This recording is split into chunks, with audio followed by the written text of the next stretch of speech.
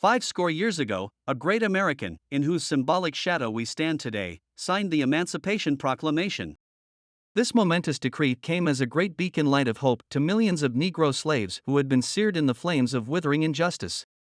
It came as a joyous daybreak to end the long night of their captivity. But 100 years later, the Negro still is not free. 100 years later, the life of the Negro is still sadly crippled by the manacles of segregation and the chains of discrimination. 100 years later, the Negro lives on a lonely island of poverty in the midst of a vast ocean of material prosperity. 100 years later, the Negro is still languished in the corners of American society and finds himself in exile in his own land. And so we've come here today to dramatize a shameful condition.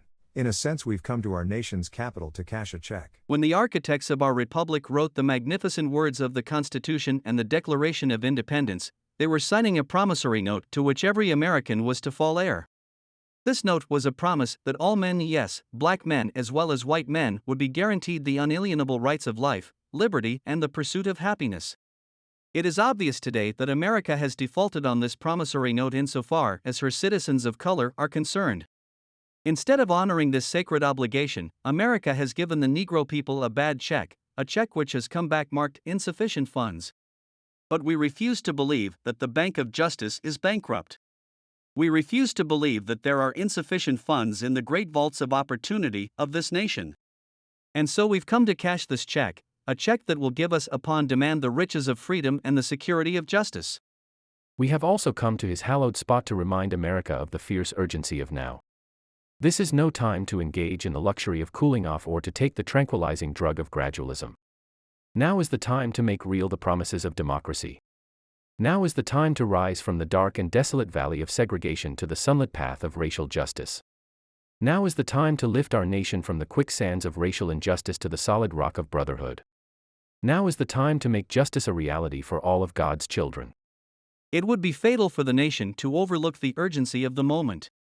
This sweltering summer of the Negro's legitimate discontent will not pass until there is an invigorating autumn of freedom and equality. 1963 is not an end, but a beginning.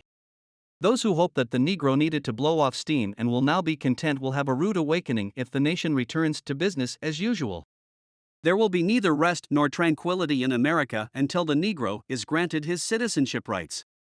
The whirlwinds of revolt will continue to shake the foundations of our nation until the bright day of justice emerges. But there is something that I must say to my people who stand on the warm threshold which leads into the palace of justice. In the process of gaining our rightful place, we must not be guilty of wrongful deeds. Let us not seek to satisfy our thirst for freedom by drinking from the cup of bitterness and hatred. We must forever conduct our struggle on the high plane of dignity and discipline. We must not allow our creative protest to degenerate into physical violence. Again and again, we must rise to the majestic heights of meeting physical force with soul force. The marvelous new militancy which has engulfed the Negro community must not lead us to a distrust of all white people, for many of our white brothers, as evidenced by their presence here today, have come to realize that their destiny is tied up with our destiny. And they have come to realize that their freedom is inextricably bound to our freedom. We cannot walk alone, and as we walk, we must make the pledge that we shall always march ahead. We cannot turn back. There are those who are asking the devotees of civil rights, when will you be satisfied? We can never be satisfied as long as the Negro is the victim of the unspeakable horrors of police brutality. We can never be satisfied as long as our bodies, heavy with the fatigue of travel, cannot gain lodging in the motels of the highways and the hotels of the cities. We cannot be satisfied as long as the Negro's basic mobility is from a smaller ghetto to a larger one. We can never be satisfied as long as our children are stripped of their selfhood and robbed of their dignity by signs stating, "For whites only." We cannot be satisfied as long as a Negro in Mississippi cannot vote and a Negro in New York believes he has nothing for which to vote. No, we are not satisfied, and we will not be satisfied until justice rolls down like waters, and righteousness like a mighty stream. I am not mindful that some of you have come here out of great trials and tribulations. Some of you have come fresh from narrow jail cells. Some of you have come from areas where your quest for freedom left you battered by the storms of persecution and staggered by the winds of police brutality. You have been the veterans of creative suffering. Continue to work with the faith that unearned suffering is redemptive. Go back to Mississippi. Go back to Alabama. Go back to South Carolina. Go back to Georgia. Go back to Louisiana. Go back to the slums and ghettos of our northern cities, knowing that somehow this situation can and will be changed. Let us not wallow in the valley of despair, I say to you today, my friends. So even though we face the difficulties of today and tomorrow, I still have a dream. It is a dream deeply rooted in the American dream. I have a dream that one day this nation will rise up and live out the true meaning of its creed. We hold these truths to be self-evident, that all men are created equal. I have a dream that one day on the red hills of Georgia, the sons of former slaves and the sons of former slave owners will be able to sit down together at the table of brotherhood. I have a dream that one day even the state of Mississippi, a state sweltering with the heat of injustice, sweltering with the heat of oppression, will be transformed into an oasis of freedom and justice. I have a dream that my 4 little children will one day live in a nation where they will not be judged by the color of their skin but by the content of their character. I have a dream today.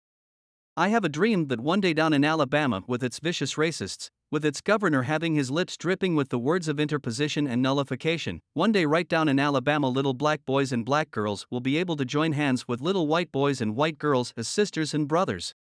I have a dream today. I have a dream that one day every valley shall be exalted, every hill and mountain shall be made low, the rough places will be made plain, and the crooked places will be made straight, and the glory of the Lord shall be revealed, and all flesh shall see it together. This is our hope. This is the faith that I go back to the South with. With this faith, we will be able to hew out of the mountain of despair a stone of hope. With this faith, we will be able to transform the jangling discords of our nation into a beautiful symphony of brotherhood. With this faith, we will be able to work together, to pray together, to struggle together, to go to jail together, to stand up for freedom together, knowing that we will be free one day. This will be the day when all of God's children will be able to sing with new meaning. My country, 'tis of thee, sweet land of liberty, of thee I sing.